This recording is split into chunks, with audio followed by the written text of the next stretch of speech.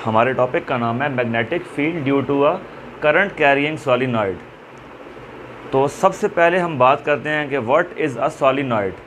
Basically solenoid कैसे बनेगा, इसका सिंपल सा मेथड आप अंडरस्टैंड ये कर सकते हैं कि हम एक वायर लें, उसको हम इस मार्कर के ऊपर इस तरह रोल कर दें और उसके बाद हम इस मार्कर को पुल बैक कर लें। हमें इस तरह का एक स्ट्रक्चर मिल जाएगा। इसे हम बोल देंगे कि ये एक सॉलिनॉइड है। बेसिकली आप कह लें कि कॉइल्स ऑफ वायर ये मिल के बनाएंगे एक सॉलिनॉइड, और इसे हम कहते हैं कि ये एक इलेक्ट्रोमैग्नेट भी होता है। हमने सॉलिनॉइड को कनेक्ट कर दिया बैटरी के पोल्स के साथ, पॉजिटिव और नेगेटिव के साथ। इसमें करंट का फ्लो स्टार्ट हो जाएगा फ्रॉम पॉजिटिव टू नेगेटिव। ये इसमें डायरेक्शन ऑफ करंट होगी।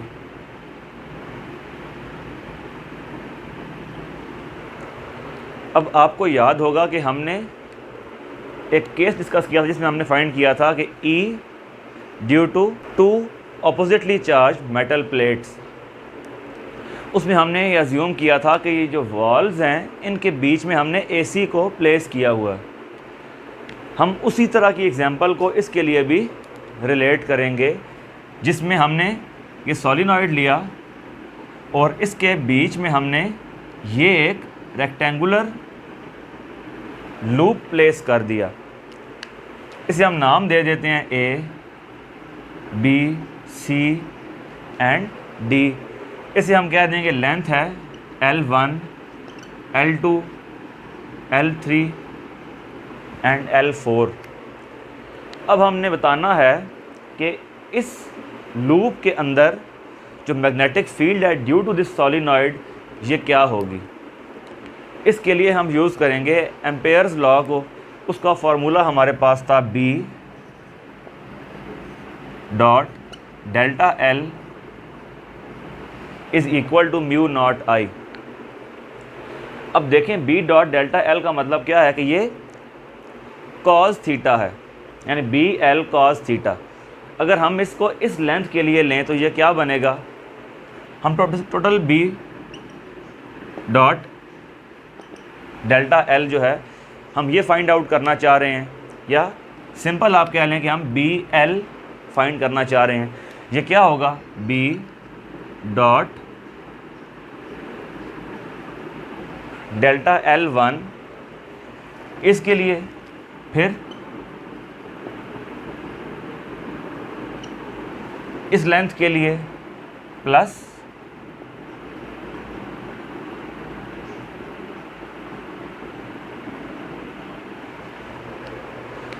हम यहाँ से इस डेल्टा को निकाल भी सकते हैं अगर हम चाहें तो।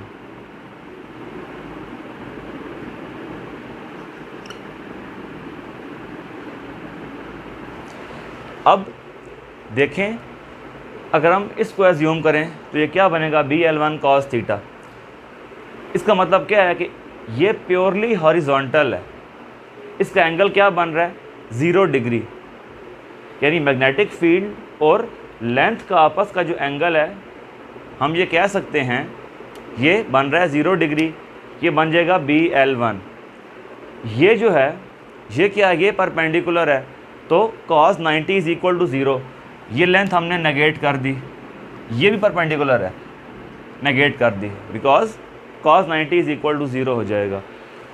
ये जो लेंथ है ये है हॉरिजॉन्टल है, लेकिन ये इस रीजन से बाहर है, तो इसके ऊपर भी मैग्नेटिक फील्ड का इम्पैक्ट नहीं होगा। यानी BL3 ये भी इक्वल टू 0 हो जाएगा। अब टोटल क्या बनेगा हमारे पास, B dot delta L is equal to BL1, या सिंपल इसे आप कह दें BL। अब ये किसकी इक्वल आ जाएगा हमारे पास, BL is equal to mu not I। ये हमने बात की इस तरह सिंगल करंट के एक लूप के लिए, सॉलिनॉइड के एक लूप के लिए हमने ये बात की। For n number of loops ये बनेगा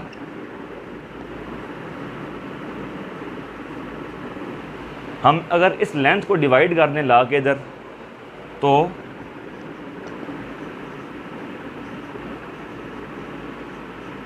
अब ये क्या चीज़ है, ये एक कांस्टेंट है।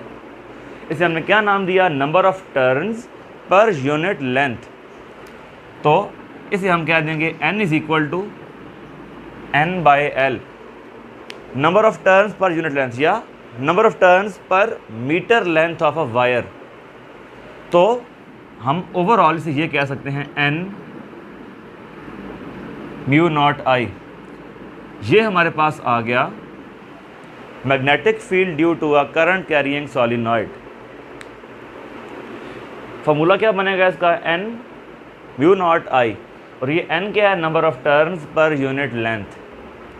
अब ये हम तक है कि हम इसकी यूनिट लेंथ क्या ले रहे हैं, सेंटीमीटर ले रहे हैं, मीटर ले रहे हैं, मिलीमीटर ले रहे हैं, या कोई भी ले रहे हैं।